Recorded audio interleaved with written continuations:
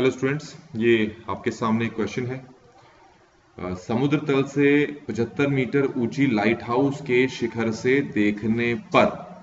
अच्छा, इतने का मतलब ये है कि आपके पास ये हमने बना लिया समुद्र तल, और इससे हमने इसके ऊपर बना लिया हमने 75 मीटर ऊंचा लाइट हाउस, और लिखा है 75 मीटर ऊंची लाइट हाउस के शिखर से देखने पर। तो के शिखर से देखने पर का मतलब होता है कि तुम यहां पर हो, यहां शिखर पे हो। अब तुम यहां पर शिखर पे खड़े होकर तुम या तो नीचे देख रहे होगे या ऊपर देख रहे होगे। तो अगर ऊपर देखोगे तो जो कोण बनेगा उसको बोलते हैं उन्नयन, और अगर नीचे देखोगे तो कोण बनेगा आपका अवनमन। तो आगे देखते हैं कि आपको यहाँ पर कौन सा कोण बना हुआ है, आप नीचे देख रहे हैं या ऊपर देख रहे हैं। तो क्वेश्चन को आगे पढ़ने से पता लगेगा। से देखने पर किसको देख रहे हो आप? दो समुद्री जहाजों को, ठीक है। और जो दो समुद्री जहाजों को देख रहे हो तो उनके लिए जो अवनमन कोण बन रहा है वो 30 डिग्री और 45 डिग्री है। तो जहाज तो नीचे ही होंगे।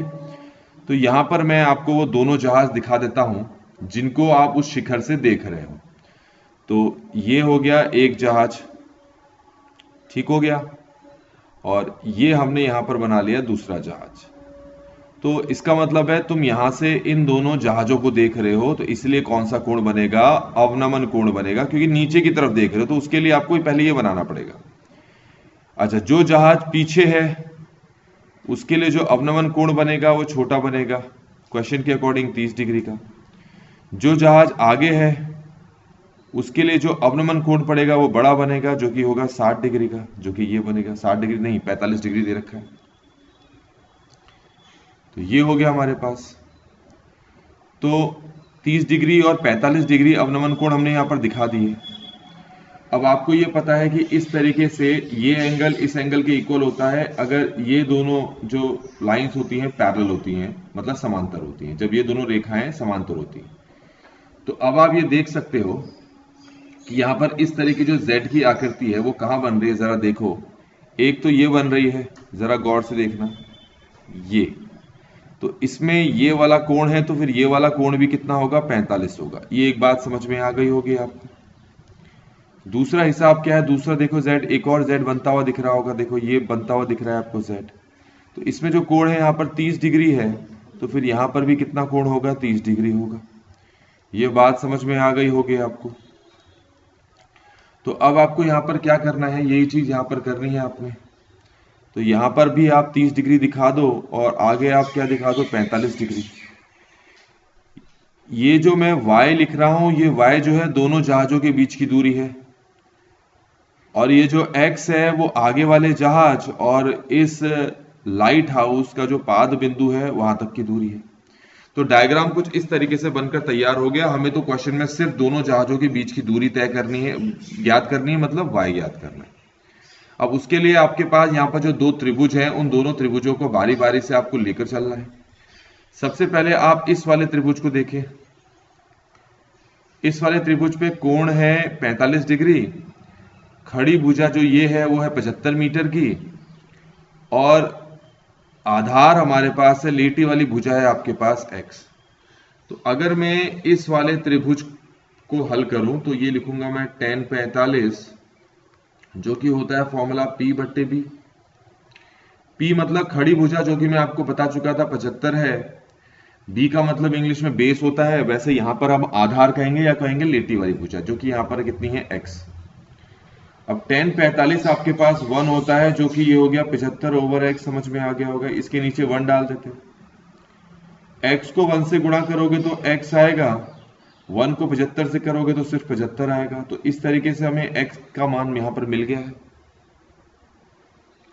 अब हमारे पास अगला त्रिभुज कौन सा है जिसको हमें यहां पर यूज करना है सॉल्व करने के लिए? जरा ये वाला त्रिभुज देखें, जिसको मैं ब्राउन कलर से आपको दिखा रहा हूं, जिसकी बाउंड्री ये देखें, ये वाला त्रिभुज। तो इस वाले त्रिभुज की खास बात यह है कि इसका जो कोण है वो 30 डिग्री का है, ठीक हो गया। ये रहा कोण इसका 30 डिग्री का। तो हम क्या लिखेंगे इसके लिए? अच्छा, 30 डिग्री के लिए तो समझ में आ गया। इस त्रिभुज में खड़ी भुजा कौन सी है? 75 है।